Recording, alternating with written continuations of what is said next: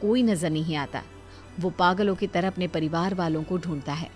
कुछ घंटे ढूंढने के बाद जब उसे कोई नहीं मिलता तो उसे सब समझ आ जाता है। अब वो करता भी तो क्या, न घर का पता मालूम था, ना ही कोई फोन नंबर। थक हार कर वो वहीं बैठ जाता है। तुम दोनों तो हर्ष को मेले पर लेकर गए थे ना, इतनी जल्दी वापस आ गए? और हर्ष कहाँ है, कहीं नजर नहीं आ रहा?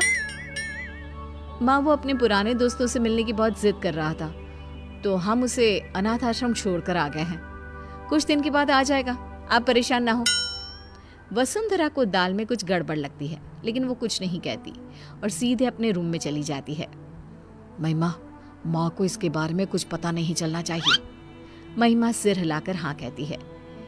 एक हफ्ता बीत जाने के बाद भी जब हर्ष वापस नहीं आता, तब वसुंधरा अपना फोन उठाकर हर्ष के दोस्तों को फोन करती है, जिससे उसे पता चलता है कि हर्ष तो कभी अनाथ आश्रम गया ही नहीं था। गुस्से से आग बबूला होकर वसुंधरा गिरीश और महिमा के कमरे में जाती है। हर्ष तो अनाथ आश्रम गया ही नहीं, फिर तुम लोगों ने मुझसे झूठ क्यों बोला? कहाँ है मेरा पोता, बताओ मुझे। माँ जी, वो आपका पोता नहीं है। मुझे सिखाने की जरूरत नहीं है, जितना पूछा है सिर्फ उतना ही जवाब दो। माँ, वो हम लोग हर्ष को उस दिन मेले में ही छोड़कर आ गए थे, हमें नहीं पता कि अभी वो कहाँ है। क्या? उस छोटे से बच्चे को तुम मेले में ही छोड़कर आ गए, ये जानते हुए भी कि वो अभी सिर्फ 7 साल का है? बेचारे किस हाल में होगा वो मासूम। तो और क्या करते मम्मी जी, उसका ठेका थोड़ी ना ले रखा है हमने। हम क्यों भला किसी और के बेटे के लिए अपनी बेटी का हक मारे?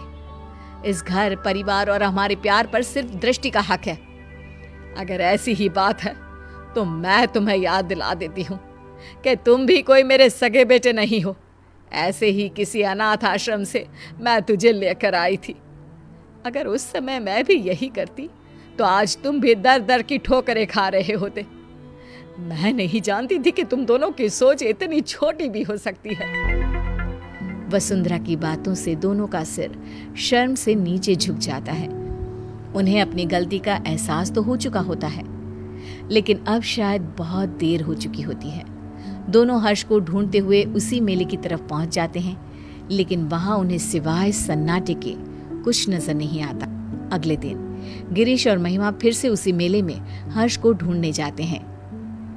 क्या हुआ साहब, किसी को ढूंढ रहे हो क्या? कुछ दिन पहले हमारे साथ एक बच्चा आया था ना, जिसने झूला भी झूला था। आपने उसके बाद से कहीं देखा उसे? नहीं, उसके बाद मैंने उसे देखा तो नहीं, लेकिन उस दिन बहुत रो रहा था बेचारा। रात तक यहीं बैठकर रोता रहा, फिर अचानक न जाने कहाँ गायब हो गया। गिरीश और महिमा आगे बढ़ते हुए फिर किसी से पूछते हैं। आप जिस बच्चे को ढूंढ रहे हो ना, वो तो 2 दिन पहले ही मर चुका है। बेचारा पिछले कई दिनों से यहाँ रोज आकर अपने मम्मी पापा को ढूंढता था। कई दिनों से कुछ खाया भी नहीं था उसने। फिर एक दिन एक्सीडेंट में उसकी मौत हो गई। 7 साल की मासूम की मौत के बारे में सुनकर गिरीश और महिमा के पैरों तले जमीन खिसक जाती है। उनकी घटिया सोच आज एक मासूम की मौत की वजह बन चुकी थी। क्या गिरीश और महिमा का एक 7 साल के बच्चे को लेकर ऐसा बर्ताव उचित था? गोद लिए हुए बच्चे को अपनाने के बाद भी आखिर क्यों उन पर सौतेले और अनाथ होने का टैग लगा दिया जाता है? क्या सिर्फ खून के रिश्ते ही रिश्ते होते हैं? दिलों के रिश्तों का कोई वजूद नहीं होता?